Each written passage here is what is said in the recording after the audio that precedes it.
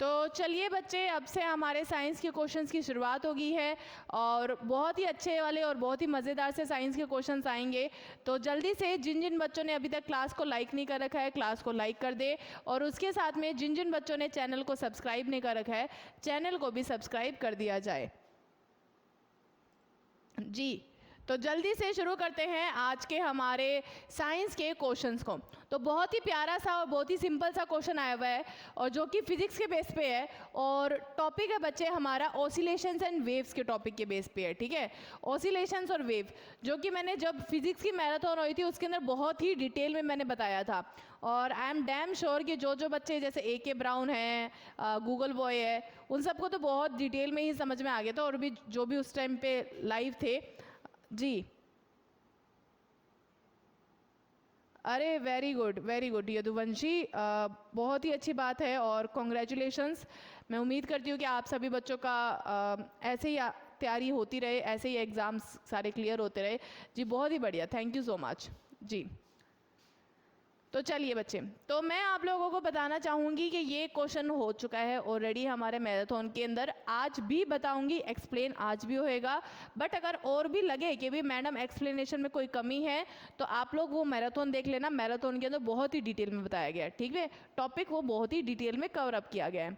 तो आप लोगों का क्वेश्चन है, पहला क्वेश्चन क्या है, the velocity of a simple pendulum is maximum at. सरल पेंडुलम के वेग अधिकतम कहाँ होता है, चरम स्थिति पे, मध्य स्थिति पे, ए और बी पे, या दोनों में से कोई नहीं। एक्सट्रीम पोजीशन, मीन पोजीशन, ए और बी दोनों, या फिर इनमें से कोई नहीं जी बच्चे। जी अनुज,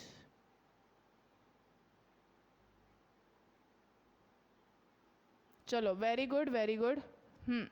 तो देखो हमारा क्या कंसेप्ट होता है हमारा पेंडुलम का।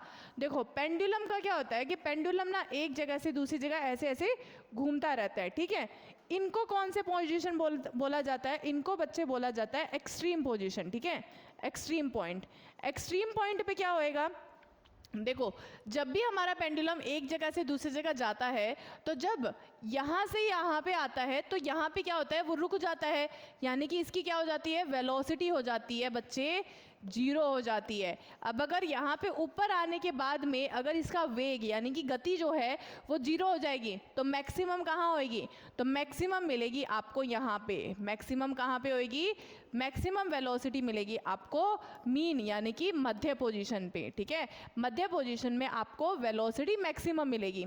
और काइनेटिक एनर्जी का एक फॉर्मूला होता है, काइनेटिक एनर्जी का फॉर्मूला क्या होता है बच्चे, हाफ mv², यानी कि वेलोसिटी वेग के ऊपर डिपेंड करती है काइनेटिक एनर्जी। तो यहाँ पे ही आपको मैक्सिमम क्या मिलेगी, काइनेटिक एनर्जी भी मैक्सिमम मिलेगी। जबकि दूसरी तरफ हम क्या देखेंगे, दूसरी तरफ कि संभावित ऊर्जा यानी कि एक्सट्रीम पॉइंट्स पे क्या होगा, पोटेंशियल एनर्जी क्या होगी, मैक्सिमम होगी, और काइनेटिक एनर्जी क्या होगी, जीरो होगी, क्योंकि वेलोसिटी यहाँ पे क्या हो जाती है, जीरो हो जाती है, रुक जाती है ना, रुकने के बाद में फिर वापस नीचे आती है। तो इस पॉइंट पे क्या होएगा, काइनेटिक एनर्जी जीरो हो जाएगी और पोटेंशियल एनर्जी मैक्सिमम हो जाएगी। तो सही आंसर क्या होएगा कि सरल पेंडुलम में वेग अधिकतम कहाँ मिलता है, अधिकतम मिलता है मध्य स्थिति पे। ठीक है, कहाँ मिलता है, मध्य स्थिति पे। Very good.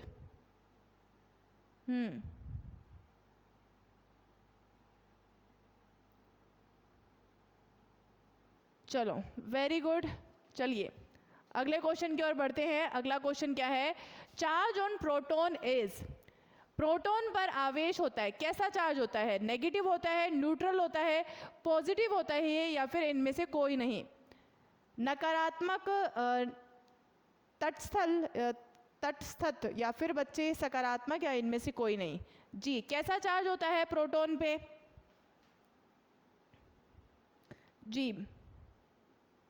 और जल्दी से क्लास को लाइक कर दीजिए, और उसके साथ में जिन जिन बच्चों ने अभी तक चैनल को सब्सक्राइब नहीं कर रखा है, चैनल को भी सब्सक्राइब कर दीजिएगा। और क्या आंसर दो बच्चे, और तो कुछ नहीं, चले आंसर दो।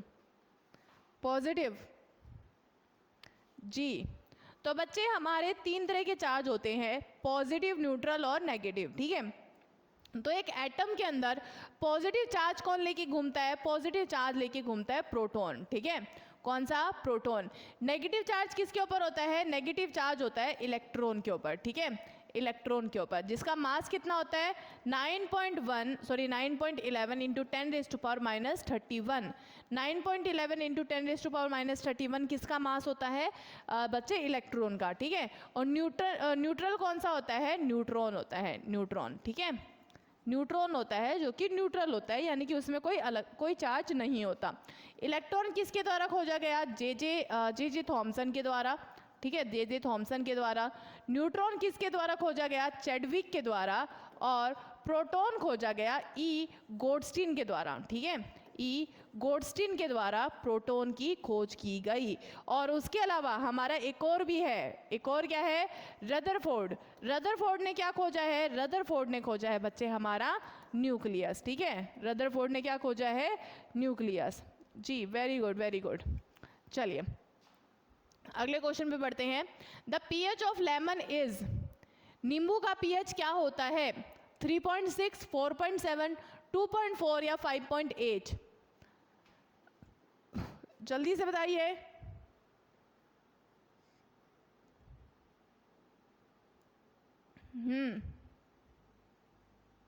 चलिए जल्दी से बताइए। लेमन का, नींबू के रस का पीएच स्केल कितना होता है? तो बच्चे अगर हम पीएच स्केल की बात करें तो पीएच स्केल कब से लेकर कब तक होता है? ये होता है बच्चे 0 से लेकर 14 तक, जहाँ पे न्यूट्रल का मतलब क्या होता है? न्यूट्रल का मतलब 7 होता है। जैसे कि अगर कोई आपका जो नॉर्मल ड्रिंकिंग वाटर है तो उसका स्केल आपको कहाँ मिलेगा? 7 के आसपास मिलेगा, यानी कि न्यूट्रल मिलेगा, यानी कि ना ही एसिडिक ना ही बेस। बाकी आपको 7 से नीचे वाले सारे क्या मिलेंगे? एसिडिक मिलेंगे। और 7 से ऊपर वाले आपको क्या मिलेंगे? बेस मिलेंगे, ठीक है। आधे कंसेप्ट तो यहीं पे सॉल्व हो जाते हैं कि जो 7 से नीचे है वो यानी कि एसिडिक है। और लेमन क्या है? खट्टा है, एसिडिक है। तो खट्टी चीज़ें क्या होती है? एसिडिक होती है। दूसरी बात, ये सारे 7 से नीचे हैं तो 11 का हमें एग्जैक्ट पता होना चाहिए। लेमन का है बच्चे 2.7 है। उसके अलावा 1 से लेकर, ठीक है, 1.2 से लेकर 2 तक ये कितना चार्ज ये कितना होता है पीएच? 1.2 से लेकर 2 जो पीएच होता है वो बच्चे होता है गैस्ट्रिक जूस का। गैस्ट्रिक जूस का कितना होता है? 1.2 से लेकर 2 तक। उसके अलावा ब्लड का कितना होता है? ब्लड का होता है यानी कि खून का होता है 7.35 से लेकर 7.45 किसका होता है? ब्लड का, ठीक है। तो ब्लड का क्या होता है? अक्सर क्वेश्चन पूछे गए हैं कई बार कि 7.35 से लेकर 7.45 तक होता है ब्लड का।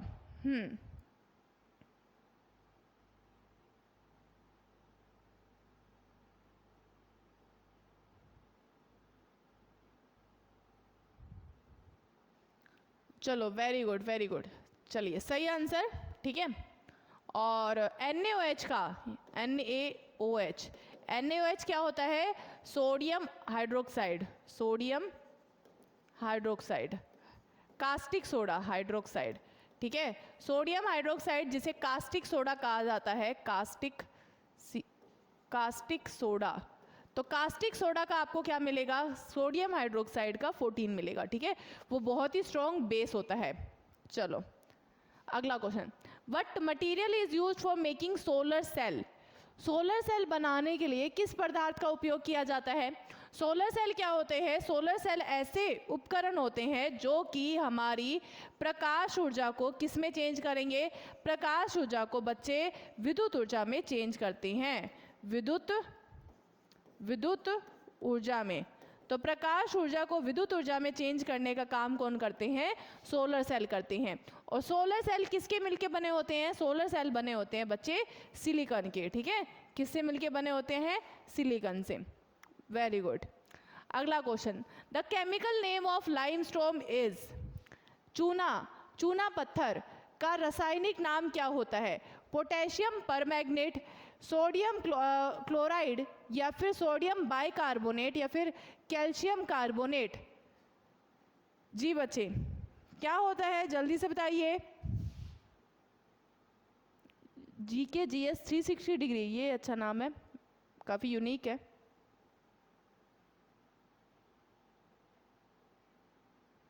चलिए जल्दी से बताइए सही आंसर क्या होगा। और सभी के सभी बच्चे क्लास को लाइक कर दें और उसके साथ में जिन जिन बच्चों ने अभी तक चैनल को सब्सक्राइब नहीं कर रखा है चैनल को भी सब्सक्राइब कर दें, ठीक है। तो सही आंसर क्या मिलेगा आपको जी। ओहो, ये हमेशा ऐसे ही होता है। तो देखिए सबसे पहली बात लाइमस्टोन। लाइमस्टोन क्या होता है? कैल्शियम कार्बोनेट जिसे कहा जाता है CaCO3, ठीक है। कैल्शियम कार्बोनेट जिसे कहा जाता है CaCO3, तो वो क्या होता है? लाइमस्टोन होता है, ठीक है। बाकी बात की जाए sodium bicarbonate, sodium bicarbonate, bicarbonate, तो सोडियम बाइकार्बोनेट क्या होता है? ये होता है बच्चे NaHCO3, जिसको हम क्या कहते हैं? जिसको हम कहते हैं बेकिंग सोडा, ठीक है। बेकिंग सोडा किसे कहा जाता है? सोडियम बाइकार्बोनेट को। और सोडियम कार्बोनेट को क्या कहा जाता है? सोडियम कार्बोनेट, सोडियम कार्बोनेट को कहा जाता है बच्चे Na2CO3। Na2CO3 को क्या कहा जाता है? वॉशिंग सोडा कहा जाता है, ठीक है। वॉशिंग सोडा किसे कहा जाता है बच्चे? Na2CO3 हमारा सोडियम कार्बोनेट जिसे हम वॉशिंग सोडा कहते हैं। सोडियम क्लोराइड नमक का नाम है, ठीक है। नमक का नाम NaCl, सोडियम क्लोराइड हो जाता है, ठीक है जी। Very good, very good. चलिए, और एक होता है हमारा milk of magnesia, milk of magnesia, magnesia. तो मिल्क ऑफ मैग्नीशिया किसे कहा जाता है? मैग्नीशियम हाइड्रोक्साइड को MgOH ट्वाइस, ठीक है। Milk of magnesia, magnesium hydroxide MgOH twice. अगला question, laughing gas is, laughing gas क्या है? नाइट्रस ऑक्साइड है, सोडियम क्लोराइड है, सोडियम बाइकार्बोनेट है, या कैल्शियम कार्बोनेट है। और एक और इम्पोर्टेंट होता है हमारा ब्लीचिंग पाउडर, ब्लीचिंग पाउडर, ठीक है। ब्लीचिंग पाउडर, तो ब्लीचिंग पाउडर क्या होता है? वो होता है बच्चे कैल्शियम हाइड्रोक्सी, ठीक है, हाइड्रोक्सी क्लोराइड। तो कैल्शियम ऑक्सीक्लोराइड क्या किसे कहा जाता है? ब्लीचिंग पाउडर कहलाता है जी। Very good, very good. चलिए, तो सही आंसर क्या होगा? लाफिंग गैस किसे कहते हैं? तो लाफिंग गैस N2O कहा जाता है, जो कि होते हैं नाइट्रस ऑक्साइड होती है। और एक होता है अपना ड्राई आइस। तो ड्राई आइस क्या होती है बच्चे? CO2 ही होती है, लेकिन वो उसकी अलग फॉर्म होती है, ठीक है। तो ड्राई आइस किसे कहा जाएगा? कार्बन डाइऑक्साइड के, ठीक है। ये बाकी सब चीज़ें हो चुकी है। चलो अगला question, which of the following things can be used as filament of electric bulb? निम्नलिखित में से किस वस्तु को उपयोग विद्युत बल्ब के फिलामेंट के रूप में किया जा सकता है? तो आपको जो हमारे फिजिक्स के अंदर जो टर्म्स हैं, फिजिक्स के अंदर जो दो तीन चीज़ें हैं जिनके आप लोगों को अलॉयस पता होने चाहिए, तो वो अलॉयस किस किस के हैं? सबसे पहले इलेक्ट्रिक बल्ब का फिलामेंट किसका बना, मतलब वो जो इलेक्ट्रिक बल्ब की तार जो होती है वो किसकी बनी होती है, ये पूछा जाता है। दूसरा पूछा जाता है फ्यूज़ किसका बना होता है? तो फ्यूज़ बना होता है बच्चे SN यानी कि टिन, और लेड का यानी कि PB का। तो ये किसका बना होता है? फ्यूज़ जो होता है वो इसका बना होता है, ठीक है। और दूसरा बच्चे आप अपना होता है फ्यूज़ हो गया। फ्यूज़ के बाद में हाँ हमारे टोस्टर्स, ठीक है, टोस्टर्स हो गए, हीटर हो गया हमारा, या फिर आयरन मतलब जो प्रेस होती है, ठीक है, आयरन। तो ये कौन से तार की मिल की बनी होती है? ये बनी होती है निक्रोम की वायर की, ठीक है, निक्रोम की वायर की, जिसमें अधिकतम क्या होता है? अधिकतम आपका निक्रोम मिलेगा, करीबन 50-60% आप लोगों को निक्रोम मिलेगा। और फिर बाद में आता है क्रोमियम, ठीक है, क्रोमियम, क्रोमियम करीबन 20% आपको क्रोमियम मिलेगा जी बच्चे। Very good, very good. तो सही आंसर क्या है? फिलामेंट जो है इलेक्ट्रिक बल्ब का फिलामेंट किसका बना होता है? कॉपर का, प्लेटिनियम का, टंगस्टन का, या इनमें से कोई नहीं? तो वो बच्चे बना होता है टंगस्टन का, ठीक है। किसका बना होता है? टंगस्टन का। अगला question, what happens on melting point of snow when pressure is increase during skating? क्या कह रहे हैं कि स्केटिंग के दौरान दबाव बढ़ने पर बर्फ के पिघलने बिंदु पर क्या प्रभाव पड़ेगा? कि बर्फ़ कैसे पिघलेगी? जल्दी बढ़ेगी मतलब बढ़ेगा, मतलब बर्फ़ जल्दी पिघलेगी, या फिर पहले घटेगा या फिर बढ़ेगा, सॉरी, और फिर बढ़ेगा। दूसरा, कम हो जाती है, या फिर आखिर में अपरिवर्तित, कोई फ़र्क नहीं पड़ेगा। तो बच्चे एक्चुअल में क्या फ़र्क पड़ेगा, एक्चुअल में प्रेशर बढ़ाने से हमारा टेम्परेचर कम होता है, तो बर्फ़ का पिघलना क्या होएगा, घटेगा। ठीक है, बर्फ़ का पिघलना कम होएगा, क्योंकि जैसे ही आपका प्रेशर बढ़ेगा तो टेम्परेचर क्या हो जाएगा, टेम्परेचर कम हो जाता है, जिसके कारण क्या हो जाता है कि जो बर्फ़ पिघल रही थी वो पिघलने की जो प्रोसेस है वो रिड्यूस हो जाएगी, वो धीरे हो जाएगी, तो इस वजह से कम हो जाता है। ठीक है, अगला question, which vitamin is helpful in blood clotting? रक्त का थक्का जमने के लिए कौन सा विटामिन सहायक होता है? अब इसके अंदर विटामिन ना मैं कल जब चैप्टर करवाऊंगी ना, तो उसके अंदर बायोलॉजी जब करवाऊंगी तो उसके अंदर पहला आपका जो टॉपिक होएगा विटामिन होएगा। ठीक है, बहुत ही डिटेल में करवाऊंगी।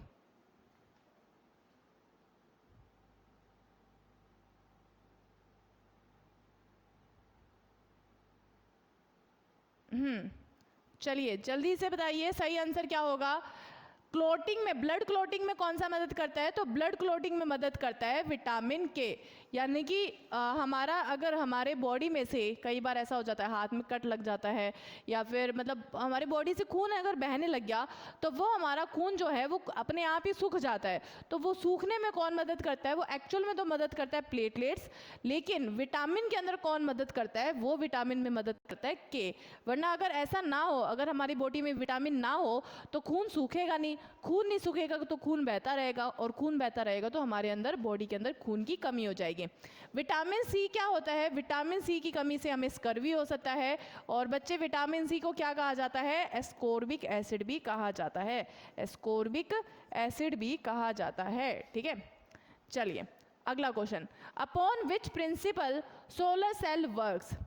सोलर सेल किस सिद्धांत पर चलते हैं? सोलर सेल जो कि किससे बने होते हैं बच्चे? सिलिकॉन से बने होते हैं। ठीक है, सिलिकॉन से बने होते हैं, तो वो किस सिद्धांत पे चलते हैं? न्यूटन के तीसरे नियम पे, जड़ता के नियम पे, मतलब लॉ ऑफ इनर्शिया पे, फोटोवोल्टिक सेल पे, या फिर बच्चे आर्किमिडीज के प्रिंसिपल पे? निवास हेलो हेलो, कैसे क्या हो गया? विटामिन के, वेरी गुड वेरी गुड। तो बताइए चलो अब बाकी सब चीज़ें भी रिवाइज कर लेते हैं। जैसे न्यूटन के तीसरे लॉ पे हमने क्या क्या पढ़ा है? न्यूटन के तीसरे लॉ पे जैसे कि हम चल पाते हैं, ठीक है, चलना, अगर कोई शरीर चल पाता है, जैसे हमारा शरीर है, हम चल पा रहे, वो किसके कारण? न्यूटन के तीसरे लॉ के कारण। दूसरा क्या है? जो रॉकेट है, ठीक है, रॉकेट जो है ऊपर जाती है, वो किसके कारण जाती है? वो न्यूटन के तीसरे लॉ के ऊपर जाती है। और जेट प्लेन भी हम किसके ऊपर देखते हैं? न्यूटन के तीसरे लॉ के ऊपर देखते हैं। ठीक है, और जो बंदूक है, ठीक है, जो बुलेट है, बुलेट जब फायर करते हैं, ठीक है, बंदूक से जब बुलेट फायर करते हैं तो बंदूक से जो पीछे हटती है, बंदूक के ऊपर जो धक्का पड़ता है, वो किसके कारण? न्यूटन के तीसरे लॉ के कारण। ठीक है, तो सही आंसर क्या हो जाएगा? सोलर सेल वर्क करते हैं फोटोवोल्टिक सेल के ऊपर। ठीक है, फोटोवोल्टिक सिद्धांत के ऊपर। हाँ सही कहा, जी हाँ, कि जब भी आप किसी भी हाँ, लॉ ऑफ इनर्शिया के ऊपर क्या है? लॉ ऑफ इनर्शिया के ऊपर जड़ता का जो नियम है वो क्या है? अगर आप किसी भी गाड़ी पे बैठते हैं, ठीक है, किसी भी गाड़ी में बैठने पर तो अगर आप गाड़ी में बैठे हो, गाड़ी शुरू हुई है, तो आप क्या कहेंगे? आप क्या होगा? आपका झुकाव पीछे की ओर होएगा। और अगर गाड़ी में बैठने पर गाड़ी चल रही है, चलते चलते अचानक से गाड़ी रुक जाए, तो आपका झुकाव कहाँ की ओर होएगा? आगे की ओर होएगा। तो वो किसके नियम के कारण? लॉ ऑफ इनर्शिया, जिसे हम पहला नियम भी कहते हैं। न्यूटन का कौन सा नियम होएगा? पहला नियम भी होएगा, फर्स्ट। ठीक है, अगला question, the element in which the properties of both metal and non metal are found? वे तत्व जिसमें धातु और अधातु के गुण पाए जाते हैं। मेटलॉइड, गैस, धातु, या इनमें से कोई नहीं? ऐसे कौन से तत्व होते हैं जिसमें धातु और अधातु पाए जाते हैं? जी thank you so much, thank you जो भी लाइक कर रहे हैं और जो रिएक्शंस दे रहे हैं, थैंक यू सो मच जी। चलिए, तो क्लास को लाइक कर देना, और उसके साथ में जिन जिन बच्चों ने चैनल को सब्सक्राइब नहीं कर रखा है, चैनल को भी सब्सक्राइब कर देना। और जल्दी से इस क्वेश्चन के ऊपर बढ़ते हैं। ऐसा एलिमेंट जिसके ऊपर अधातु और धातु होएगी, तो वो क्या कहलाता है? मेटलॉइड कहलाता है। ठीक है, और मेटल से मुझे याद आया, मेटल से क्या याद आया कि जब भी हम मेटल्स का एसिड के साथ रिएक्शन करवाएंगे तो कौन सी गैस निकलेगी? जब भी मेटल का एसिड के साथ रिएक्शन होएगा तब बच्चे मिलेगा हमें सबसे पहले सॉल्ट मिलेगा और उसके साथ में गैस कौन सी मिलेगी, H2 गैस मिलेगी। हाइड्रोजन गैस इवॉल्व होती है जब भी हम मेटल का उसके किसके साथ, एसिड के साथ रिएक्ट करवाते हैं। और दूसरा, अगर हम एसिड का रिएक्शन मेटल कार्बोनेट के साथ करवाएं, मेटल कार्बोनेट के साथ, ठीक है, मेटल कार्बोनेट के साथ, तो मेटल कार्बोनेट या मेटल बाइकार्बोनेट के साथ में अगर रिएक्शन करवाए, ठीक है, बाइकार्बोनेट भी आ जाएगा, बाइकार्बोनेट, तो हमें कौन सी गैस मिलती है, तो हमें मिलता है सॉल्ट प्लस में H2O और लास्ट में CO2, यानी कि हमें CO2 गैस मिलती है अगर मेटल कार्बोनेट या बाइकार्बोनेट का रिएक्शन हम एसिड के साथ करवाते हैं।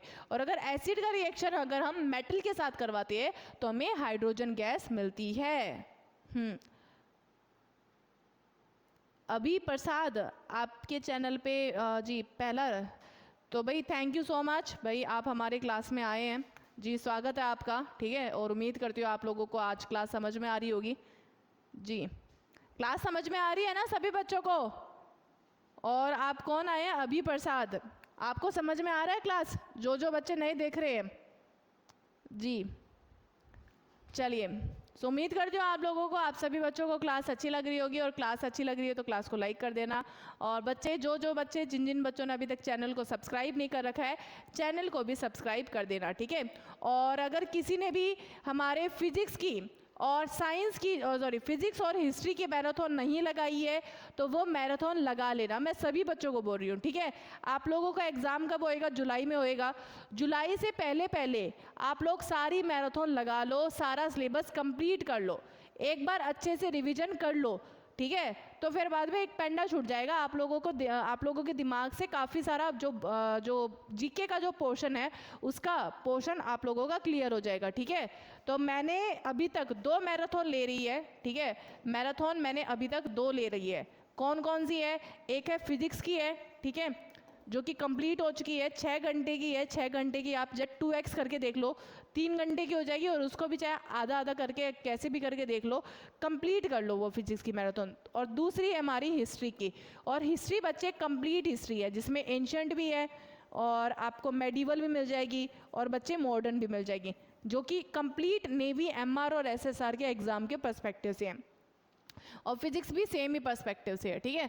तो ये भी है। और अगली हमारी मैराथन आने जा रही है बायोलॉजी की, जो कि आएगी कल, ठीक है। बायोलॉजी की मैराथन आएगी जो कि कल आएगी, तो वो क्लास भी आप ज़रूर लगाइएगा। ND एस्पिरेंट हो, ओके जी, तो फिर भी आप लोगों को, आपके लिए ये क्लास अच्छी रहेगी, ठीक है, कोई वो नुकसान नहीं होने वाला है, ठीक है। चलो अगला question, the mass of an atom depends upon which fundamental particle, किसी परमाणु का द्रव्यमान किस मूल कण पर निर्भर करता है? इलेक्ट्रॉन के ऊपर, न्यूट्रॉन और प्रोटॉन के ऊपर, दोनों A और B दोनों के ऊपर, या फिर जी बच्चे किसी के ऊपर भी नहीं? जी राधे राधे गोला वैष्णव, मुकेश UPSC जी, हेलो मुकेश सिंह। मुकेश सिंह आप पहली बार आए हो? बायोलॉजी कितने बजे? 10 बजे बच्चे, 10 बजे की क्लास है। संदीप हम हरियाणा हिसार से हैं, ठीक है। किसी परमाणु का द्रव्यमान कैसे पता चलता है? तो देखो एक परमाणु का, ठीक है, परमाणु का अगर परमाणु संख्या की बात की जाए, ठीक है, परमाणु संख्या, तो परमाणु संख्या किसके ऊपर डिपेंड करती है? वो डिपेंड करती है, परमाणु संख्या होती है बच्चे हमारी नंबर ऑफ प्रोटॉन के ऊपर, ठीक है, नंबर ऑफ प्रोटॉन, या तो प्रोटॉन्स का नंबर हो गया, या फिर और में, या फिर इलेक्ट्रॉन्स का नंबर हो गया। तो प्रोटॉन या इलेक्ट्रॉन्स के नंबर के ऊपर आपकी परमाणु संख्या डिपेंड करती है। और परमाणु द्रव्यमान, तो परमाणु द्रव्यमान किसके ऊपर डिपेंड करता है? वो बच्चे प्रोटॉन और साथ में न्यूट्रॉन के नंबर के ऊपर, ठीक है, प्रोटॉन और न्यूट्रॉन के नंबर के ऊपर आपका परमाणु द्रव्यमान डिपेंड करता है, ठीक है, परमाणु द्रव्यमान प्रोटॉन और न्यूट्रॉन के नंबर पे, ठीक है। चलो सही आंसर क्या है? A और B। चलो ठीक है, अगला question, oncology is related with the study of, oncology किसके अध्ययन से संबंधित है? बोन्स के, हड्डियों के, लीवर के, कैंसर के, या हार्ट के? ऑन्कोलॉजी किससे संबंधित है? जल्दी से बताइए। भानु प्रताप मैम खाना खा लो हाँ भानु प्रताप, जस्ट एक बार क्लास खत्म होते ही फिर खाना खाएंगे, ठीक है हम। यहाँ पे जी। तो सही आंसर क्या है? सही आंसर ऑन्कोलॉजी किससे संबंधित है? ऑन्कोलॉजी का संबंध आता है कैंसर से, ठीक है, किससे आता है? कैंसर से। चलिए, ये साइंस का आखिरी क्वेश्चन है, जल्दी से बताइए मुझे जी। RBC have a life span of, RBC का जीवन काल कितने समय का होता है? 7 दिन का, 5 दिन का, 120 दिन का या 110 दिन का? आरबीसी का कार्यकाल कितने समय का होता है? Cancer, okay, very good. चलिए, आरबीसी जो होती है, आरबीसी को क्या कहा जाता है? आरबीसी को कहा जाता है जी बच्चे, रेड ब्लड सेल, ठीक है, red blood cell. Red blood cell क्या होते हैं? रेड ब्लड सेल हमारे बॉडी के अंदर ही हमारे सेल्स होते हैं, जो कि क्या होते हैं, जो कि हमारे रेड ब्लड सेल के अंदर आपको हीमोग्लोबिन मिलेगा, हीमोग्लोबिन, ठीक है, हीमोग्लोबिन जो कि क्या करती है? हीमोग्लोबिन, हाँ, हीमोग्लोबिन जो कि क्या करती है? हमारे बॉडी में ऑक्सीजन कैरी करने का काम करती है। हीमोग्लोबिन के लिए कौन सा एलिमेंट, मिनरल है वो इंपॉर्टेंट है? हीमोग्लोबिन के लिए मिनरल इंपॉर्टेंट है आयरन, ठीक है। और रेड ब्लड सेल की कितनी जो होती है, रेड ब्लड सेल के अंदर होती है बच्चे, कितना लाइफ स्पैन होता है? 120 दिन का। उसके अलावा हमारे बॉडी में कौन सा सेल होता है? उसके अलावा होता है डब्ल्यूबीसी। डब्ल्यूबीसी कौन से, डब्ल्यूबीसी के अंदर आपको क्या मिलेगा? डब्ल्यूबीसी का मतलब होता है वाइट ब्लड सेल, ठीक है, वाइट ब्लड सेल, ठीक है। वाइट ब्लड सेल जो कि हमारे शरीर को क्या करेंगे? शरीर को बचाने का काम करते हैं, यानी कि हमारे शरीर को प्रोटेक्शन, रोग मुक्त करने का काम कौन करेगा? रोग मुक्त करने का काम कौन करेगा? हमारे ब्लड के अंदर डब्ल्यूबीसी, वाइट ब्लड सेल्स करती है, ठीक है। और आखिर में एक आता है प्लेटलेट्स, ठीक है, प्लेटलेट्स।